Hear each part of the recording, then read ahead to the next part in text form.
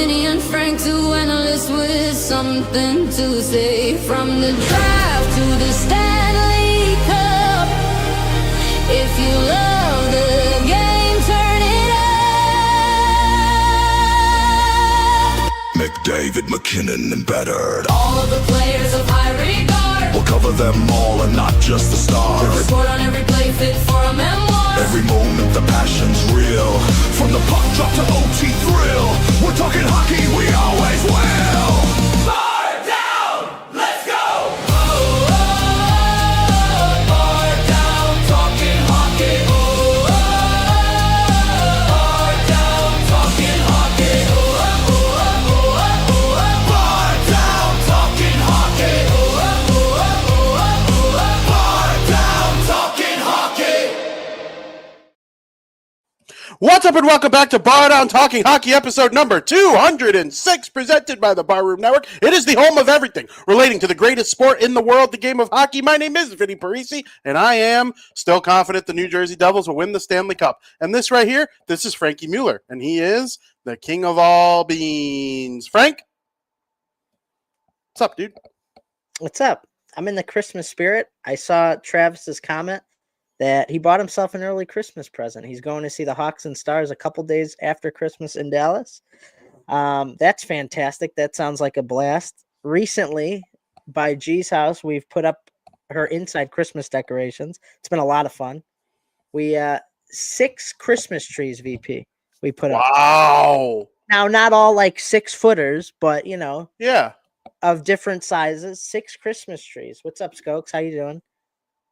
Yeah, that's a great shirt. Is there a polar bear on that shirt? I know Coca-Cola's like mascots, the polar bear. Around Christmas time, yeah. No, not on this shirt. It's just Santa Claus with the Coca-Cola logo. He's got a reindeer flying a sleigh too. So it's been a very Christmassy mood I've been in over the past week. I love it, Frank. It's my favorite time of year. I'm a big Christmas guy, huge Christmas guy. I was born in December. I'm getting married in December. I love Christmas. You know what else I love? When your favorite team and my favorite team play each other in hockey. But really quick, before we get to that, Northern Lights. Pretty cool, eh? Unbelievable. I want to go and travel and visit the Northern Lights to see like the true Northern Lights. We just got a taste of it. That's like nothing on what you could actually see if you go and travel. But it was still really cool. And you know, normally when stuff like this happens, the sky is like too dark. It's too cloudy. I'm like, we ain't going to see this shit. I went outside. You'll get it tonight, too. Yeah, that's what I heard. I went outside and I see beaming red over the back of the house. I ran to the backyard. I'm like, no way. And I got some pretty cool pictures. I know you got some pretty cool pictures. And just seeing everybody come together on Facebook to show what kind of pictures they got. I mean, there are people that I'm friends with from Minnesota. They got part of the green in it. Like all parts of the United States got different versions of it. It's really, really cool. So I was a little peeved that mine didn't have any green after seeing some other pictures. And then I looked deeper at mine. There's a little bit. There's green. The bottom half of the sky in my picture is green. Mm-hmm. And it took me I didn't really notice it till this morning. I was just focused on the red. But there's green in my picture, and I believe there was some green in yours, too. Yeah, very little, but not like super prominent like it can be. Yeah.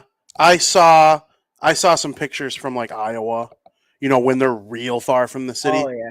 And like you're in Mundelein, I know it's far from the city. So is Elgin in a way. Mm-hmm. But like when you get really far away, like not even within 100 miles, I'm sure that's really cool. I'm going to see on my way home tonight what I'm able to see. I'm excited. Wouldn't it be cool to go visit like the actual Northern Lights? So, and they move like through the sky. Yeah. It almost looks like a light show being done on purpose. That's my bucket list item. One of the bucket list things. 100%. Well, Frank, we got some puck to chat about, and we are going to do so. Period number 1. Before we dive into period number 1, I would like to say hello to all the commenters, Travis, Skokes, and Tom. Thank you very much for being here and commenting as always. We know and love you all. If you're just viewing and not throwing anything in the comments, we love you just as much. Frank, your Chicago Blackhawks are hosting my New Jersey Devils tonight. Fun. Big time fun. A lot more of a competitive preview than it's been in previous years. Normally, I've gone in and said, if the New Jersey Devils, and this is really only the last 3 years, Pre that, it was like it could go either way again. But for the last 3 years, I went into every Blackhawks Devils game saying, if the Chicago Blackhawks don't beat the New Jersey Devils tonight, I will be pissed. It's not really like that right now. Chicago Blackhawks are incredible. It's a quality win if you beat them. It's not the most devastating loss of all time if you lose to them. Mm-hmm. You got everyone firing on all cylinders. Frank, why don't you give us an update on the Chicago Blackhawks going into tonight's game? And I have some injury reports and nuggets if you don't have them already, just in case. Yeah, I'm just going to go with like a takeaway of what I've seen going into this matchup. I won't touch on the injuries. I'll let you do that. But first off, the Hawks are two wins away from completing my hot preseason take of winning 5 games in a row this season. They could get it early on if they could win tonight and win their next game. And after what looked like it was going to be a devastating road trip, after dropping their first 3 games, they salvaged the road trip and went 3-3. I would have signed up for a 3-3 road trip with this team. That's a huge win for the Chicago Blackhawks. Connor Bedard has been sensational this season. He leads the team in scoring by 11 points. He led the league in scoring for a little bit on Sunday before McKinnon broke out and passed them up. But the past 3 games, in their 3-game win streak, Bedard has 9 points. Tyler Bertuzzi's also been very hot lately. A hat trick against the Canucks. He's now tied with Bedard for the team lead in goals. Andre Burakovsky's been unbelievable. And when you take a look at this team as a whole, I'm a stat guy. I love digging deep for the stats, and for things that hasn't happened with this team. The Blackhawks have had 6 players this season so far with 10 or more points through 16 games this season. It might not sound like a ton when you're getting that much production, just 10 or more points through 16 games, but really it is, because I did some research to find when was the last time that happened was. I couldn't find anything related to that particular stat, but what I did find was interesting, that the last time something like that happened for the Blackhawks was during the 2012-2013 season, the year they won the President's Trophy and won the Stanley Cup. The Blackhawks had 5 players with 10 points through the first 16 games. That was Patrick Sharp, Jonathan Toews, Marian Hossa, Patrick Kane, or did I say Kane? It was Patrick Kane. Patrick Kane, Jonathan Toews, Marian Hossa, Patrick Sharp, and Duncan Keith. So that's a little stat right there that should speak volumes by itself, that not even when they won the President's Trophy that year did they have 6 guys with 10 or more points through their first 16 games of the season. And that just showcases their scoring depth right now. And so the 6 guys now are Bedard,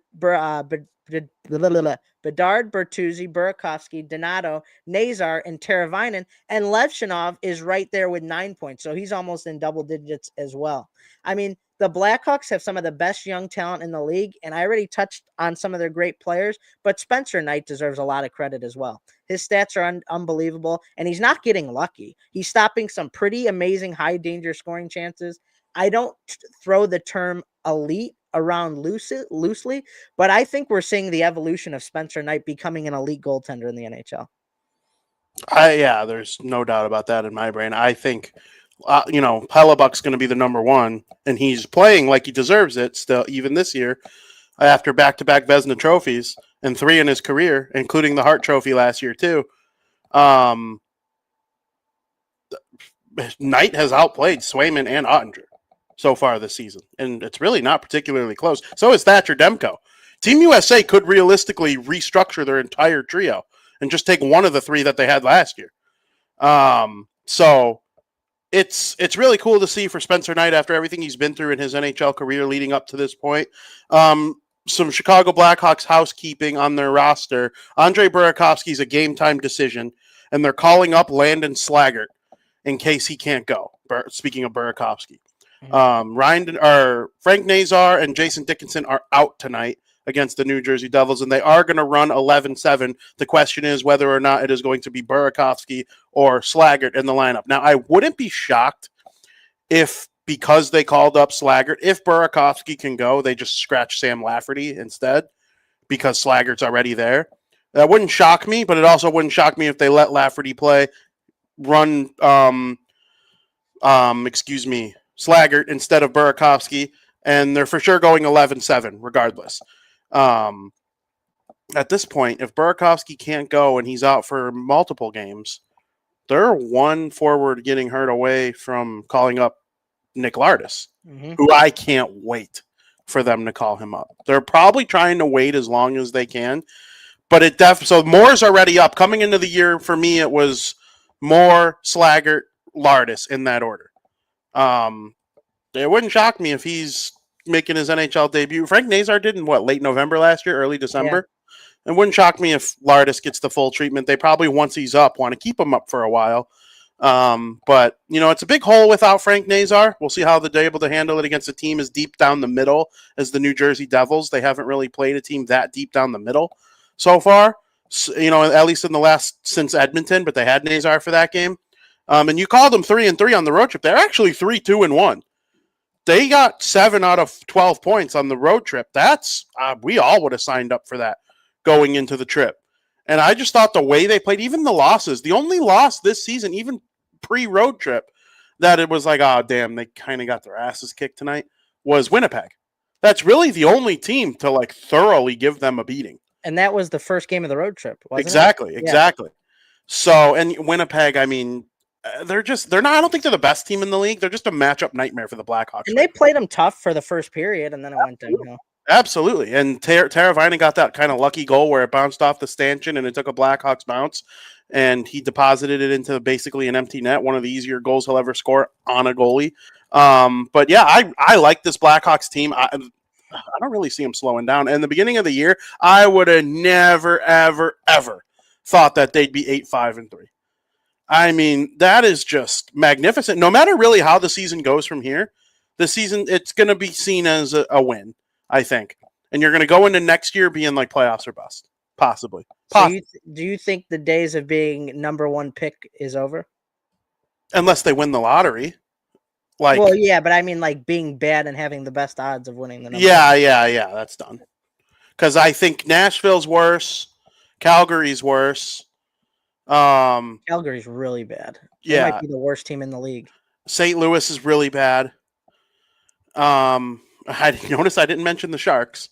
Sharks have been good, yeah. Anaheim's, they're better than bubble at this point. They might be right there with Vegas and Edmonton at the end of the year for the top of the Pacific. I really think those could be the 3 teams at top of the Pacific. Sorry, LA.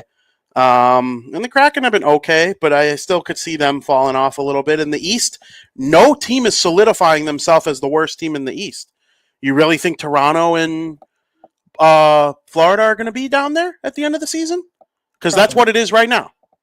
So, really, the East is, kind of hard to predict. The Pittsburgh Penguins, everyone would have thought would be the worst team in the East. They've been magnificent.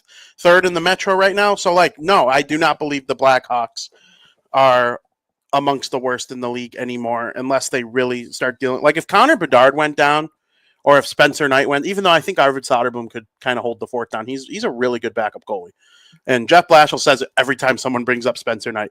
Anytime someone praises Spencer Knight, Blashill's next sentence is, Knight and Sodi have both been really good for us. He kind of talks like Mike Babcock used to talk. So, really high on the Blackhawks. And then you got the New Jersey Devils, who are going to make some changes to their forward group today, Frank. They're going to flop Dawson Mercer and Jesper Bratt. So, for basically every game that Jack Hughes has been healthy for the last 3 years, Jesper Bratt has been glued to his wing. And he's been a point-per-game player doing so. But Bratt proved when Hughes was out last year that he can maintain a point-per-game pace even without him. He ended up being a more than point-per-game player by the end of the season last year, and about a fourth of it was played without Jack Hughes. So Jesper Bratt is seen as a guy who could drive his own offense. So they put him down on the second line to possibly help drive more offense with Nico Hischier and Timo Meier. Mercer moves up to the top line with Hughes, and they're putting Arseny Gritsuk on the top line with those two. So you got the 2 magical hands of Hughes and Gritsuk, and then you got Mercer, who's more of a grinded-out kind of forward. I like the look of this top 6. That means Andre Palat moves down to the 3rd line, probably more where he belongs at this point in his career. He's definitely lost a step. He's not fast. Bratt and Hughes have a combined 40 points, I think. And Palat playing on their line with guys who have a combined 40 points has 2. So, not great. Not great at all. They're going to run 6 defensemen, no Hamilton. So you'll get Nemitz and Hughes playing the 2 most minutes on the right side. Obviously, Siegenthaler is going to be a big deal. Markstrom in net to face Spencer Knight. And obviously, for those wondering, the New Jersey Devils' most recent game was an overtime loss to the New York Islanders. The Devils tied it to get a point with 4 seconds left. Simone Nemitz tied it, and Matt Barzal made a sweet play in overtime. When you get to overtime, it's whose forward's going to make a sweet play first, basically. Luckily, the Devils, that was their first OTL. Every time they got to OT, either Bratt or Hughes were the first to make the sweet move.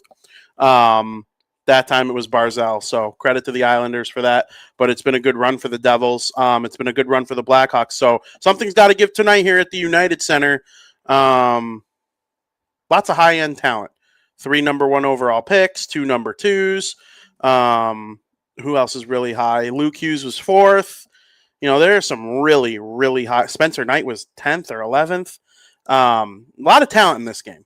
Yeah, I mean, it's going to be a really good game. Devils are in first place. Hawks are in third place in their division. The Hawks are 4-2-1 in their last 7. The Devils are 3-3-1. So I mean, it's going to be a really good battle. The recent history points towards the Devils. Obviously, the Devils have won the last 6. Do you remember when the last time the Hawks beat the Devils? The last time they did? The last time, so I knew You they probably won won't get the date right, but I knew they won the last 6, because that's all 3 years the Devils have been like a playoff team, even though they missed 2 years ago, but like they barely missed. I knew the Devils swept all 3 of those season series. I'm gonna guess the last time they lost was in Chicago in 2021. No. Was it 22 technically? Yeah. So it was the 21-22 season. Yeah. Yeah. So earlier in that season in New Jersey, Jack Hughes scored the OTGWG and then threw the stick over the glass to a fan. He beat Kevin Lankinen. But in the game in New Jersey or in Chicago later that season, the Devils, my goodness. Why am I drawing a blank? Normally I can just pull exactly what happened when.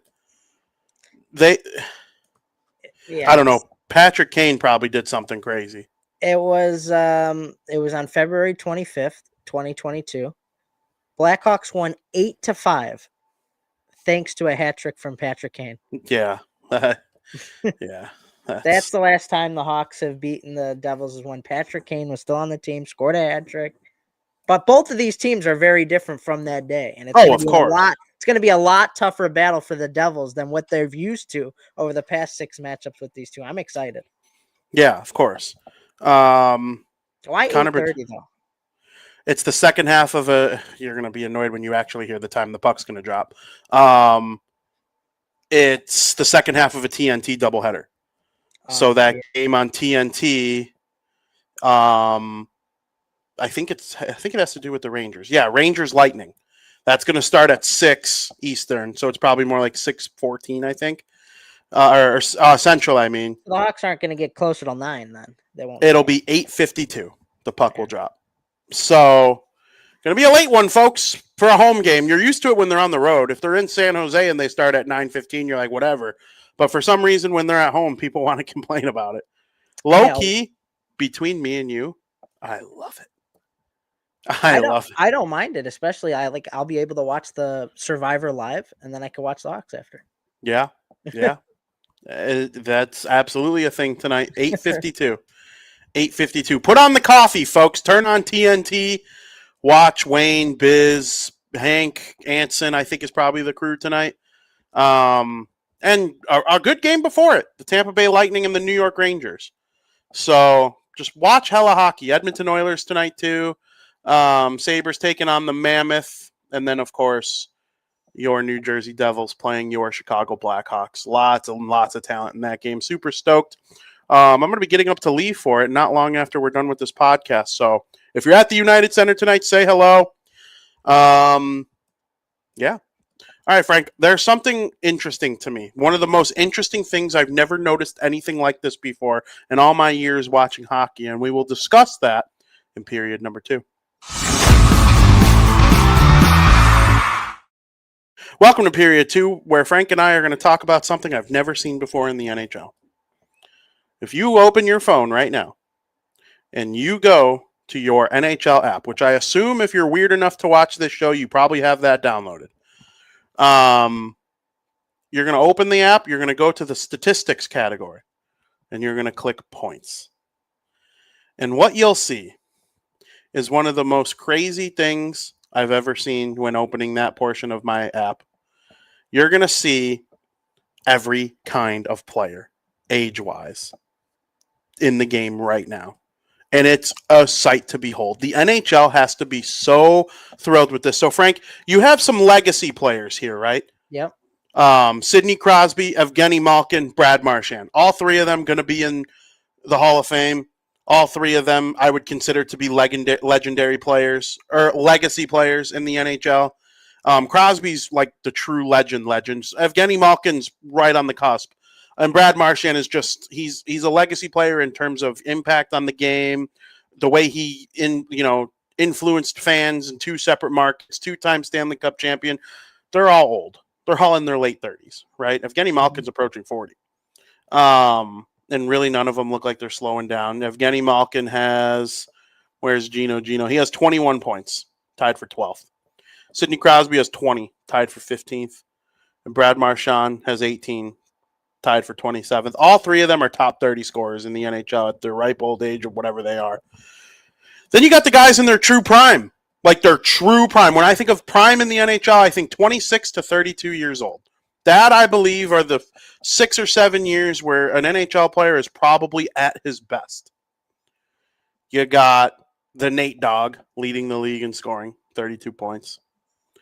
William Nylander, Connor McDavid, Mikko Rantanen, Cale Makar, David Pastrnak, Jack Eichel. I forgot to mention John Tavares in the legacy section. Mm-hmm. Late 30 guy, probably going to go to the Hall of Fame. You know, you get to 1,000 points, probably scores 500 goals in his career.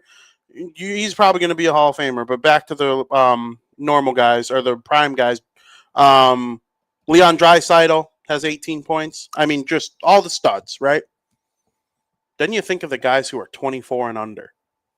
Leo Carlsson of the Anaheim Ducks. Macklin Celebrini of the San Jose Sharks.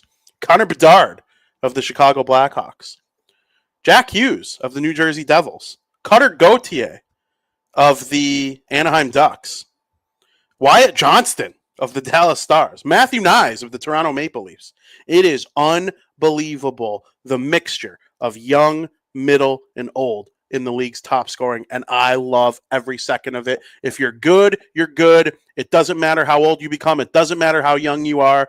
You're putting up points. You're putting up points. If your drive to do it is there, you will. And even if you just look at the top 5 in the league, the disparity there. You have a 30-year-old, a 29-year-old, 2 20-year-olds, and a 19-year-old. To be 2 20-year-olds and a 19-year-old in the top 5 in scoring in the NHL, that tells you a lot about like the next wave of greats who are coming and are going to have a big impact on the NHL. Absolutely. And you look at Connor Bedard and Leo Carlsson, they were 1 and 2 in their draft. Last year, Fantilli scored 3rd overall.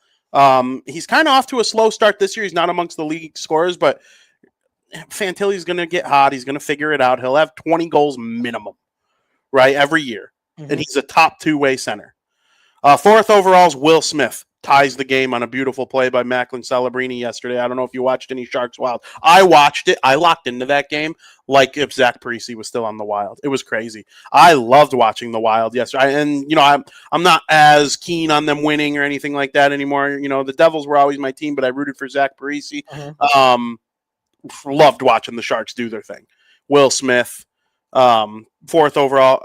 Michkov went 5th to Philly. Or no, I think Michkov went 7th to Philly.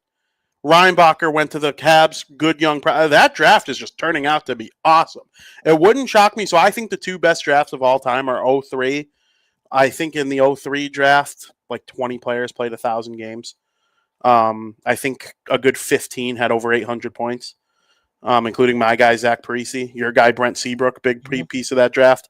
And then 2015, the McDavid Eichel draft. Eichel goes number 1 in every year after. And, he's a superstar. Mitch Marner, Noah Hannafin, star players in the NHL, both on Vegas now. Yeah. And Eichel on Vegas. They're all on Vegas. Oh, yeah. 3 of that top 5's on Vegas. That's weird, dude. Weird. Yeah. 3 of the top 5 in one of the greatest drafts of all time are all on Vegas. No wonder they just win every year, dude. Yeah. Mikko Rantanen was in that draft. Timo Meier was in that draft. It's a stud muffin draft. Handsome as hell draft, too. Holy crap. Even Pavel Zacha turned out to be a pretty good player. Not for the Devils, but he going to the Bruins was the greatest thing that ever happened to him. But yeah, I'm excited to see, so where I was going with that was me being excited that this 2023 draft looks like it could rival those two one day. It could. I'm not throwing there yet. Yeah, exactly. A good start. And that's what people were prognosticating about it at the time. So trust your scouts for the most part, right? There are going to be misses. I'm sure we could look to someone in the first round and go, they probably wouldn't draft like that if that were done again.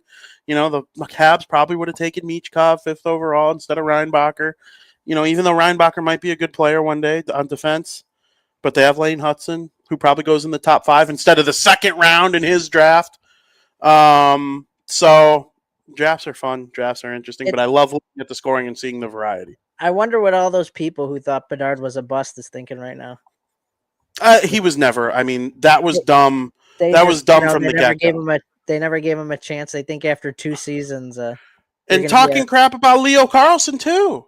He dealt with the same stuff. He just wasn't first. He didn't have the generation label. What McDavid and Matthews did all those years ago, I don't know how many number 1 picks have to come and go and not light the league on fire right away for people to realize what McDavid and Matthews did was aliens. It was aliens, Frank. Yeah. Jack Hughes had 21 points in his rookie season. I think he had 30 the following year. Connor Bedard had more than that combined in his first year, and people were saying that. And look at Jack now. He's a superstar. He's one of the best centers in the NHL. Like, you got to give guys time. It's never, ever, ever.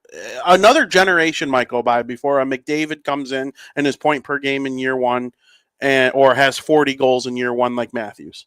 Bedard might be have the most goals before turning 21 in Blackhawks history. If he stays healthy, he will break it. Yeah. So it wouldn't shock me if he broke it by like the Stadium Series. They're not playing in the Stadium Series, but by that time-ish, I could see him having 30 goals by then. Cooking. How many does he have now? 10? 11? No, 9. 9. I think he's tied with Bertuzzi with 9. Yes, he has 9. Yeah. But 16 assists. Holy criminy. I know. I mean, look at he leads the team by 11 points. Yeah. He has more points than Hughes right now. He's good. He's great. Yeah. Hey, you never heard me say a bad word about him ever. Bedard's on pace for his first 100-point season. He's on pace for like 120. Yeah. Yeah. He is a sensational player. I never had a bad word to say about him. And Frank, I'm honest about the Hawks. I say it how I think it. I try to say how I think it with the Devils too, but I really say it how I think it with the Hawks. And I never back down from him being a superstar. Oh, he's a superstar. And I love his attitude too. When he said, I'm not looking to win in 3 years. I'm looking to win now. Like, that's such a good attitude to have. Yep. I loved that. I've been thinking all day about what I'm going to ask him tonight. If he's one of the people to talk. I kind of want to hear more about Canada, but he's probably tired of answering that. He's asked it every time now, basically. So, Frank, on this list, though, we'll say within the top 30, who's the most shocking? Top 30. Yeah. All right, Fine. I have the list up too. Now I have the list up too. I could do top 30. Yeah, like who just even someone who has 18 points, I think is the top 30. Well, first of all, I'll say shout out to Leo Carlson. I didn't think he'd have 26 points this early on. Fair. He was on my list too. Like I was gonna say, he's probably the most shocking, not to take a knock at the kid, because No. I was, I'm a huge Leo Carlson guy. I thought he'd be great. But if out of all the guys we're naming, Bedard, Celebrini, McKinnon, McDavid, Nylander, out of all the guys, if you had Leo Carlson's name in there and you would have said he's second in the league in scoring at this point in the season, I'd be stunned. Yeah. So he's up there for me. John Tavares with 21 points. I mean, fountain of youth right there. I don't know what he's drinking, but that's a little surprising for me too, especially at his age. You were a Leo Carlson guy at the draft too. I remember I love Leo you Carlson. predicted he was going to go second instead of Fantilli. Yes, I'm a big Leo Carlson guy, but I'm surprised, like just seeing what he's done the past 2 years, to be this hot out of the gate. To be Absolutely, I'm not. Neither of us thought any of these top 30 are bad players. They're all very good. We knew that. If you tell me Carlson's going to be top 15 at this point in the season, that's not a hot take. Like I'd be like, okay, yeah, I could see him being top 15, but second is crazy. Absolutely. I'll give you one more.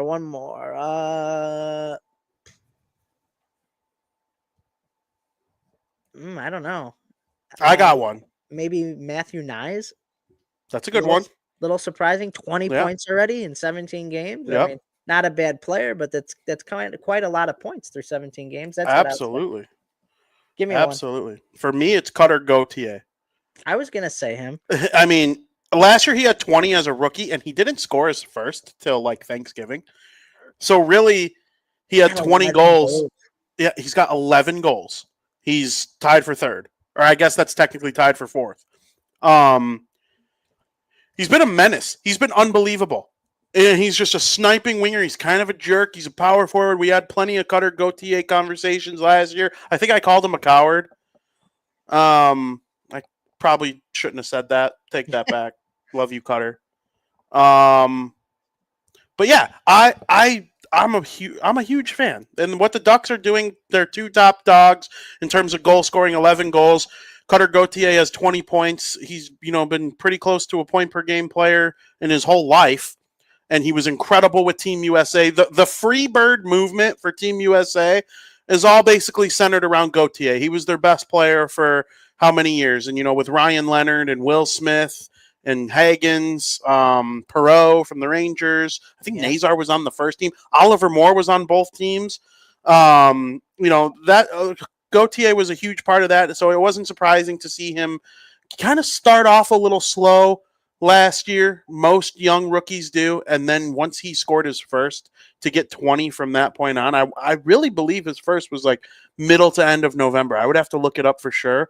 Or it was like he had 2 on Thanksgiving or something like that. And then really he finished really strong. And now he looks like a guy who 30's like a minimum if he's healthy, right? Like could he touch 40, perhaps even, shoot for 50? I'm obviously stuff slows down and you get to the dog days of the season and you really start to see that. But I'm a big fan and I'm stunned at how actually good he's been. I didn't realize he only had 20 points last year. 20 goals. Or 20 goals. Okay. I was going to say 20 points and then to do this, that'd be crazy. But 20 goals is a lot for a rookie. He's almost halfway there, or he's past halfway there this year already. Yeah. Oh, he'll blow past it. You said something. I forgot to give a shout out to Oliver Moore for scoring his first ever NHL goal. First career NHL goal for Oliver Moore. And you know what, Frank? I was so busy on Sunday. I was so busy. I had a birthday party I had to go to. Mm-hmm. The Bears were playing, so I had that. And the Hawks. And I was really feeling good about my content that I was about to put out. And I was good to just go enjoy the birthday party. And then with 15 seconds left, Oliver Moore had to score his first career NHL goal and add one more thing to my plate before I was able to enjoy the party. It was unbelievable. I should have just known that something like that was going to happen and been a little more ready for it. And watch tonight, Levshinov's going to score his first career goal while I'm at the Devils. So Levshinov's picked it up, man. He's been incredible. Early on in the season, he was worrying me really bad, and now he's picked it up. Yep. And you see other rookies playing well, Demidov, Buyam. You see what Lane Hutson's done with Montreal. You want Levshinov to be one of those guys. Mm-hmm. And so far lately, he has been. And you know what? I wrote an article about it for the Hockey News. give a stick tap, give an assist to Jeff Blashill. Putting him on the top unit, dressing 7 defensemen every game, basically, except 2, I think. That gives him more rest. The top unit gives him more touches. Sam Rinzel doesn't need more touches. Sam Rinzel's a little more polished. He's a little older. He doesn't need to be on PP1 to be effective 5-on-5. So credit to Jeff Blashill for that. He's been an outstanding job so far. He has.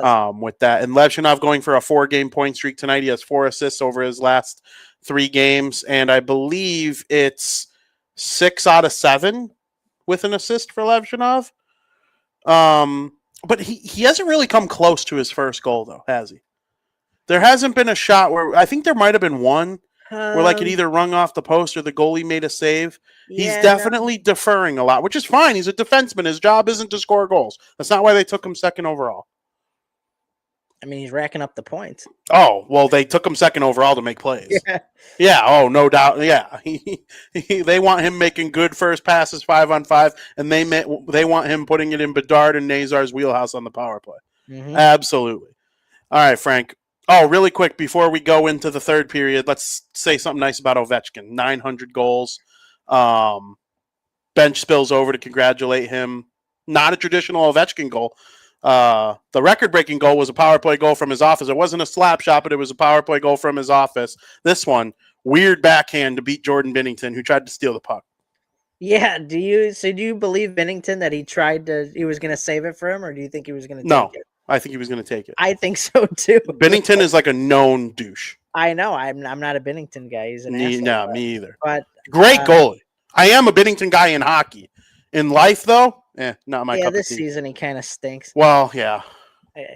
But big time. Yeah, that was crazy that he just put it in his pocket. Like, yeah, I don't even know what to say to that. Someone has a conspiracy theory. Was it Bucci or Ray Ferraro? One of them had a conspiracy theory that he kept the puck in his shorts just in case Ovi scored 900 on him, and he shoved the goal scoring puck in the pants and took out the old one and gave it back. Probably. That's something Binnington would do for sure while 100%. He's on social media making horrible tweets. Frank, if a player entered the NHL at 18 years old and played 20 straight seasons and got 40 goals in every single season, and in their prime 5 years got 50 instead of 40, they would be 50 goals shy of Alexander Ovechkin right now. Yeah, that's crazy. That is ridiculous. That's crazy, right? It is, yeah. Do you understand what I'm saying? 20 straight years of 40 goals, but in your 5 prime years, what did I say? 26 to whatever. Your 5 prime years, you get 50 instead of 40. You're 50 goals shy of Ovechkin. Yeah, that's crazy. Yeah, but you'd probably play a little longer and try to get that record if you could, right? Pasternak, 400 goals. He's not quite on pace to break the record, but he's close. Pasternak and Matthews is on pace to break the record. He's got 410 in like 700 something games or 600 something games. And Pasternak got 400 in like his 730th or something like that. So about 70 more games, but they could both be 800 goal scorers. I think 700's a lock. If they're healthy, which Matthews isn't healthy right now. I don't know what his deal is overall. That's the thing too that we talk about with Ovechkin. Ovechkin stayed healthy. And that was always my argument. His goal, the way he scores, never really ages. If he wants to play till he's 50, he could and score 1,000. I'm not sure he wants to. I was sure he wanted to break the record. Part of me thinks he would like to play a year or two in the KHL at home. And so whether that's this year, next year, I can't make 1,000 prediction until I know his intentions. This is last year on his contract? Yes. No. Uh-oh. So this could be, but you would think he would announce his retirement though, right? And do like a little farewell tour. Yeah. Well, remember when that Capitals intern accidentally announced that it was his last season with the Caps, and then they retracted it, and Ovi said a decision hasn't been made yet? Yeah. That gave me pause. on throwing the 1,000, continuing to throw the 1,000 thing out there. That's how you knew I was being genuine with the record. I didn't just try to blow, like I actually believed it. I don't actually believe he gets 1,000 right now just simply based on, other factors. But if he wants to, I'll start banging the drum. I do think Crosby wants 2,000 points. I'll get that drum rolling. Where is he at? 1,700. It's a lot, VP. I know. He's old now. But old. Frank, he could get 65 points the next 4 years. Nobody can tell me otherwise. How old is he? Isn't he 37? I think he's 37. If he averages 65 points each of the next 4 years, which he's going to blow past 65 this year. 65 is only 260. Then that's all he needs. It was something like that. If he's 300 behind. No, he's probably not exactly at 17. I'm going to look it up right now because I love this conversation. I love this conversation. Because I'll start. We could start arguing. He's got 1707. Yeah, so he would need over the next, starting now, for 4 years, he would need more than 70 points. And you're telling me you don't think he can? No. Here we go. Round two. I'm ready. Round two. This one I will prevail victorious. All right. You're dumb. Wow. I can't believe this is happening. I can't believe this is happening. You're dumb. He's getting old now, man. Because he'll be close to 1,800 by the end of this year. By the end of this year, he will be close to 1,800. He'll be 15 points shy if he stays healthy. 15 points shy at the end of this year. He'll need 220 more points. Then we're talking, 50, 60 points for the next 4 years after that. 2,000's crazy. He's doing it, dude. He's playing till he does. There's no rush off for him.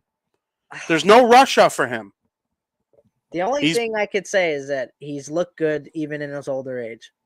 Yeah. This has to be injury-free, though. Which he has been since basically the last 10 years. How many points has he got this year? I'm trying to find him on the list. So far right now, I can't. I just had his stats up and then I closed out of it for the sake of bandwidth. Right now, Sidney Crosby has 11 goals and 9 assists for 20 points in 17 games. So he's on pace for 90 points, which would put him, you would add 70 to what he has right now, which he would have 1777. Wow, that'd be pretty cool. 1777. And he's playing until he does it. I think it would benefit him for 2,000 points if he got traded. Yeah, unless the Penguins. I don't trust the Penguins. I don't either. I'm weary on it. I am too. Absolutely. I agree with you. It's a smokescreen. Problem is, nobody in the Metro outside of New Jersey and Carolina who are already ahead of them, nobody's saying to me they're going to take Pittsburgh's spot. Could the Penguins be mid the rest of the way and still get that third spot? The answer to that is yes. Because is Columbus just the ever so scary thing to you right now? What about Philly? Washington? Yeah, that's the only New York Islanders? New York Rangers? Yeah, the Rangers have one win at home. Yeah. They're bad. They're really good on the road. They're dominant on the road, though. The Rangers will turn it. They're probably the closest ones I could see turning it around and taking the spot from Pittsburgh. The Lightning are going to turn it around in the Atlantic. They already have. They're my pick to make it to the Cup against the Stars. I told you that. They already have. Where are the Lightning? The Lightning are 8-5-2. Yeah. But in their last 10, they're 7-3-0. Yeah. After a bad start. How about the Bruins winning 7 in a row? I know. The East is a lot of mid. There's a lot of mid in the East right now. So if you go on, turn it around. No. You think they're cooked? I'm leaning that way. I'm not making a declaration. Or is it going to be like an Oilers, like they're dead and then here they come? And then... Well, the Oilers are Oilering already. Dead to start the year. That third period comeback against the Blue Jackets could be the start of their turnaround. A lot more faith in them than the Leafs. You think the Kraken will fall off? Leaning that way. And the Sharks, or no? They'll be right there with the Hawks as a mid team. They're both in the 2 wild card spots right now. The Hawks and the Sharks. Oh, who won last night? The Hawks were in third, man. Oh, it was the Winnipeg. Jets. The Jets. Jonathan Taves scored. Yeah. Yeah. It's going to be fun watching Sid, and he's not going to retire. He has a long. I could see him playing 5 more years. 42, and Yeah. if he gets 90 this year, I have no reason to say he can't get 90 again next year. And then you start tapering off into the 60s.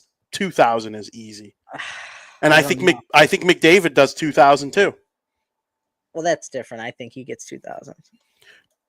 But he's gonna go from 100 and had like 150 point season. McDavid's is gonna have like a couple 150 bombs in there. Yeah. I'm not gonna argue that, but he'll be the 3rd player to ever reach 2,000 points, McDavid. We'll see. And don't forget though, Frank, Crosby had 2 years in his prime, 2 full seasons in his prime, taken away by a concussion. He went out at the Winter Classic and he didn't return till the following or 2 opening days later. There were also shortened seasons in there too. Yeah. Crosby lost. He was the lockout. He was the draft after the lockout, so he didn't miss that one. But he missed 13 and half of 20 and half of 21. Yeah. Which McDavid also missed those, the second 2, the COVID ones. But yeah, man, he'd be closing in on 1,000. Yeah, he probably would be closer to 2,000, obviously. Yeah. If he didn't miss that time. Yeah. Which you could argue he is already past it. If you give him, or he's like in the 1900s. If you attach on how many games were missed because of the 2013 lockout and then COVID. I think it was 50 total games lost to COVID because like the first half of the following season. But then there's the 50 from the COVID, and then what's 82 minus 48 because they played a 48 game season in 2013. Yeah, it's 34. Yeah, so you're right. It is like a full season. And then his concussions. Yeah. Yeah. That's like an extra 100 points right there. Could be more. Well, yeah, I just kind of averaged it, but yeah, right around like 100 at least. For sure. Oh, here we go, Sid. Round two. You're not as confident in this one, though. I could just tell by your bones. You were definitive about Ovechkin. When he was 100 points out, you were like, this is an easy one. This is a little bit different, though, because now it's points, not just goals. So it's also Crosby, who just has no desire to go home to another country. And he just hasn't slowed down. No, he really hasn't. It makes you wonder, like, if he did go to Colorado or Montreal, could he have 100 instead of 90? Well, that's what it'll benefit him getting traded. Yeah, I think 100%. If he gets traded, I don't know. 100%. Or sign with someone else in 2 years. Yeah. He's going to play till he's 42. I have no doubt in my mind. And if he finishes this year with 90, comes close to 90 next year, which I absolutely think he can, and then a couple 60 burgers, 2,000's in the bag. We'll more likely to get 2,100 than 1,900. Frank, let's touch on the Hall of Fame really quick. We spent way too much time on that. In period number 3. Welcome to period 3, Frank. Monday night was actually very awesome. It was the first time in my life I watched every single male and every single female who made it to the Hall of Fame play in their career, which was very, very cool for me as a hockey diehard. Duncan Keith, Zdeno Chara, Joe Thornton, Alexander Mogilny, Brianna Decker, Jennifer Botterill all made it in the players category. And then Danielle Savago and Jack Parker made it as builders. I'll let you speak on whoever you want to speak about, and then I will speak on whoever I want to speak about. Great men and women got inducted into the Hockey Hall of Fame this year. This is like from this Hockey Hall of Fame onward, I'm going to know every single player that gets inducted. I mean, we're just at that point in our life. Obviously, when Keith gave his speech, I got very choked up. I mean, this is a man who's dedicated so much of his life to the city of Chicago and did whatever he had to do to make sure his team won each and every night, even if it took losing all of his teeth. Same goes for the other inductees as well. Chara, Thornton, Mogilny, Decker, Botterill. I mean, they were all leaders in their own way to make sure the team around them was the best version that they could be. But there were a lot of great inductees. It was a very emotional night for the Hockey Hall of Fame. Absolutely. So obviously, I was a little older for Duncan Keith, Zdeno Chara, Joe Thornton, Alexander Mogilny. I remember being a little smaller. Brianna Decker and Jennifer Botterill, two of the pioneers that led to women's hockey being what it is today. Knew a little more about Brianna Decker. She was on the 2018 team that won the Olympic gold medal with Team USA. One of the most exciting hockey I've ever seen. Just that whole generation with Hillary Knight and Kendall Coyne-Schofield. And then on the Canada side, you got Marie-Philippe Poulin, who's just sensational still to this day. She's the Gretzky of women's hockey. Just unbelievable. Keith is one of the best two-way defensemen I've ever seen. So is Chara. I mean, those two in their prime, it was no wonder that they both had multiple deep playoff runs. And, Keith's first pass, I still don't know if there's a player in the league that makes a first pass the way Duncan Keith did. I know Quinn Hughes and Cale Makar are worlds above in terms of offensive production, but a lot of that has to do with their abilities on the rush. Keith's ability to make a breakout pass, especially in Joel Quenneville's systems, was just unbelievable. And then he could quarterback a power play. He was one of those guys you would want two defensemen on the power play with that Blackhawks team, because you got Keith, who can distribute like a forward and skate like the wind.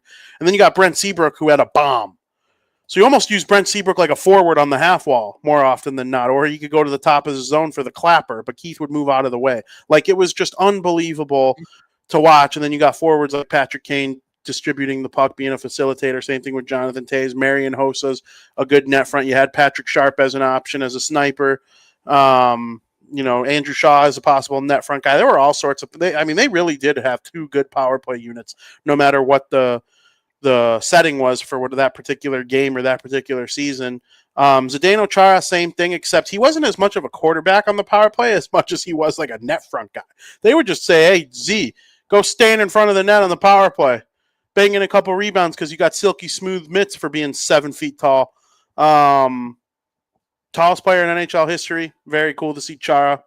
Joe Thornton, one of the 5 best passers, pure passers I've ever seen. When I think of pure passing, I ignore everything else about their game. Goal scoring, defense, skating. Think of just passing. Joe Thornton is right there with Nicholas Backstrom, Patrick Kane, Sidney Crosby, and Connor McDavid, and Pavel Datsyuk. His ability to create. There would be some years where he'd have like 90 points. Hey, how many goals does Jumbo have? 15. Like, what? Just unbelievable. And then Mogilny, he played for the Devils for a while. They traded for him in 2000 and won the Stanley Cup. Obviously, that holds a special place in my heart. And then as far as the builders, I don't know much about Danielle Savigno.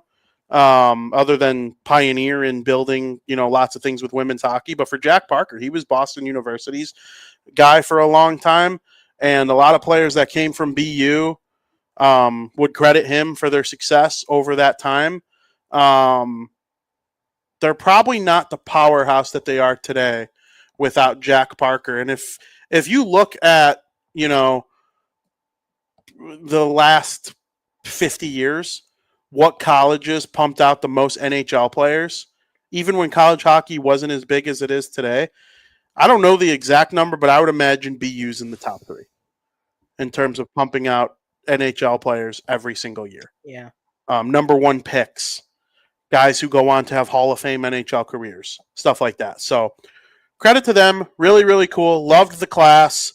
I hope they all feel celebrated and remembered forever. On this podcast, we have a little extra love for Duncan Keith and Zdeno Chara due to our fandoms and the pioneer.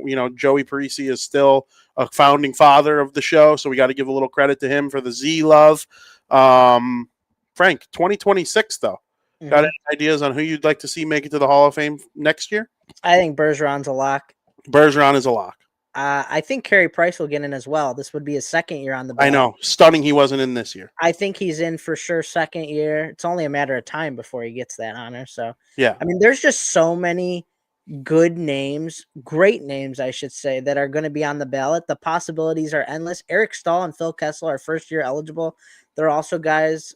There are also guys who have been eligible for quite some time who have yet to make it that I think will get in. I think Getzlaf will get in this year. For the women, I think Megan Duggan, Shannon Zabatos. Shannon Zabatos was an unbelievable goaltender for Team Canada. I mean, she definitely deserves to be inducted. She won 2 Olympic gold medals with Team Canada.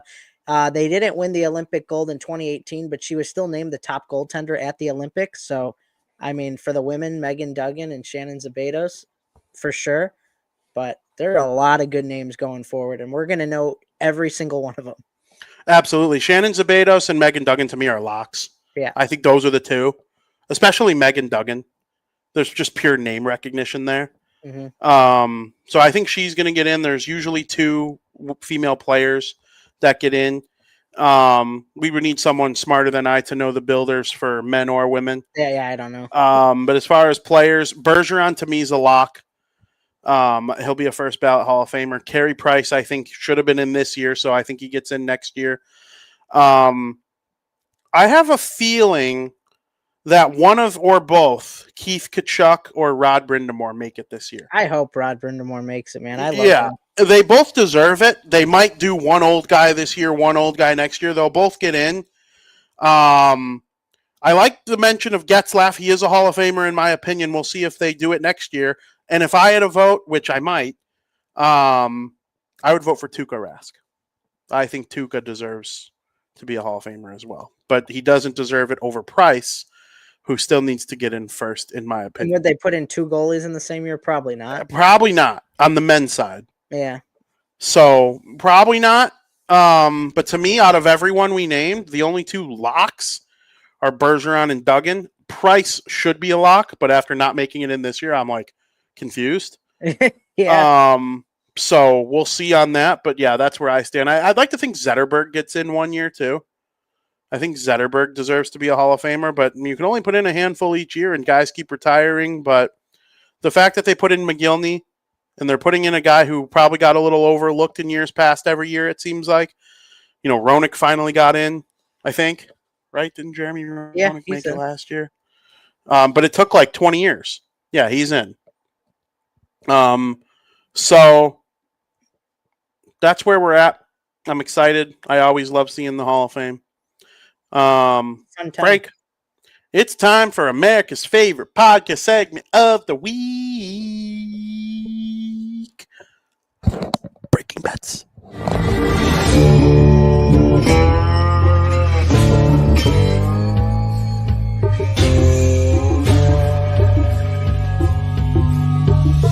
Where's my money, bitch? Players, the time for talk is over. The floor is yours. Listen, if you've been following me this season, my picks been hot so far. VP's not going to like this first pick. So we're going to take the Blackhawks over the New Jersey Devils. Idiot! This is a great line to take the Hawks to end the 6-game losing streak against the New Jersey Devils. It's been 3 years since the Blackhawks have beaten the Devils. Hawks look good right now. I believe Markstrom's going to start. That's what VP said for the Devils, what makes it even better because he's got some struggles lately. So Jake Allen has firmly outplayed Markstrom so far this year. And I got Markstrom in fantasy, and it's irritating me a little bit.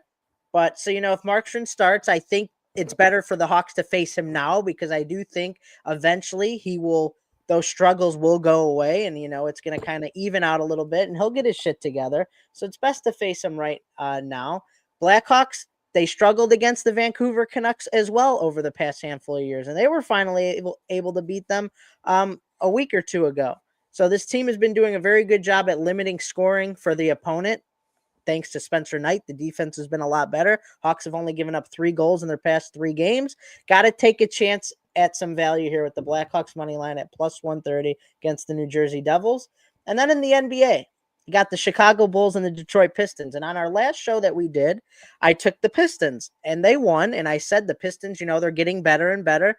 The Bulls, they started out hot. They've cooled off quite a bit, but they're showing promising games that they aren't coming away with the wins with, which is a huge problem. The Pistons, on the other hand, man, wow. They are a wagon. They have turned it on from a few years ago when they were the worst team in the league. Maybe in history. I mean, they're 9-2 to start the season. They've been cooking. They're playing a slumping Bulls team that is coming into their home court. Pistons should win this game comfortably, so long as everyone on the Pistons play. I know Cade Cunningham was questionable or a game time decision, so there were some question marks for the Pistons. I would just, if you plan on taking the Pistons money line, I would just keep an eye out on their injury report before the game. But the Detroit Pistons money line at -135, I mean, Pistons are sensational right now. And the way the Bulls are playing, I just don't see them going into Detroit and winning. And especially because the Bulls beat the Pistons earlier in the year. It's kind of crazy to think that the Pistons are 9-2, and one of those 2 losses are to the Bulls. Bulls were home. I think the Pistons are going to get revenge, though, on their home court. So Pistons money line at -135, bet to win 3 units. Very good, Frank. Love it. That's that. Very, very good. You like how I fixed the light? Yeah, it's way better. All I did was set that banner that I was floating around along the side of my computer. And I was like, way better. I'm dumb. Probably should have did that an hour ago. Now you know. But as you could tell by my face, this is more about what I say, not what I look like. If it was about what I looked like, would have been fired a long time ago. It's about my mouth, right? VP, you're beautiful. Thank you. You're So are you. handsome. Thank you. So are you. Thank you, VP. And I really like that hat. We talked about this off air. Listen, I see Frank Mueller quite a bit. I wish I saw him more, which is saying something, because I do definitely see him more than most other family members. And I've never seen that hat, but he tells me he's had it for a while, so I guess I just got to sit here and believe him. What am I going to say, right? I've had it for a little over a year. Okay. When Jamie, Tony, and Brian went to Houston before they left for the cruise, they brought it back for me. Cool. So, and that was about a little over a year ago. You like the Pink Whitney hat? Oh, I thought that was the PWHL. I was like, No, that's sick. It's a Pink Whitney hat. I like it. I have all my hats to my disposal now. You'll see me rocking different hats all the time now. Am I the most, I don't know how to phrase this. Am I the person you know with the most variety in teams' hats throughout college? And besides me? Yeah. you think? Yeah. Because I go everywhere, like every. I feel like I might. I don't know. I have mainly just NFL, NHL, or hockey, baseball, and football. Yeah, I do a lot of college. Yeah. I need more college stuff. I have an Alabama toque and an NIU, couple NIU hats. I don't know. I would have to look through. I don't mean number of hats. I just mean the number of different teams. Oh, no. I know what you mean. Yeah. Number of hats. I'm not number one. I would say I'm number one. I have to be. Over me? In number of hats? Yeah. I would think so. I don't know. I'd be stunned. I have so many down here, and that's not even it. Do you think your total starts with a 3? 30? No. 300? No, I don't have 300. You might need that to beat me. 300 hats.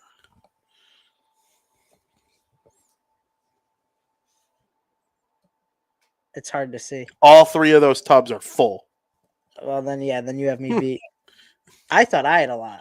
You do. We're both sickos. 300's crazy. I don't know if it's exactly 300. Definitely probably pushing 2. Really? Yeah.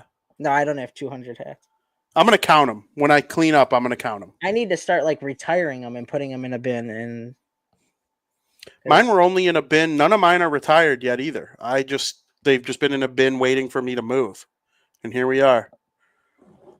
So, all right, Frank. Well, I hope everybody enjoyed the show. It's been a great time. I love talking hockey. I love getting ready, thinking about the Olympics a little bit. We'll start to chatter about that more and more as the weeks go on.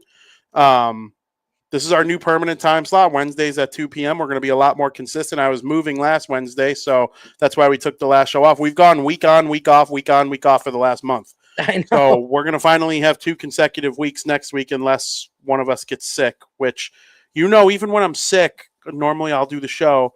Last time I was sick, I didn't because my bachelor party was coming up. Normally I'll play with the flu, though. I don't mind at all. But that time I wanted to take it cool because I needed to be Probably ready a for good the weekend. decision. It was a good decision. I did everything. Man, I grinded that week to get myself into shape to go. It was hard. Yeah, It was really hard. right decision. Oh, big time. Big time, big time. Well, Frank, I hope you enjoy your night. I hope you don't enjoy the game tonight, though. Oh, But you respect good puck, though. You're not a Devils hater.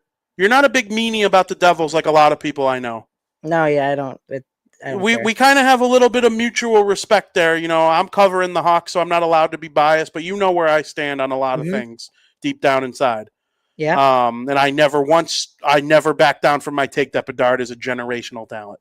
Never backed down. And Could I'm get not 100 going points. to. We'll I'm see. not going to back down either. I'd love He's for him to get 100 points. so good. Oh, absolutely. A hundo? Psst. Absolutely. Foster, thank you. And Frank, I hope you enjoy your night. And as always, thank you for listening.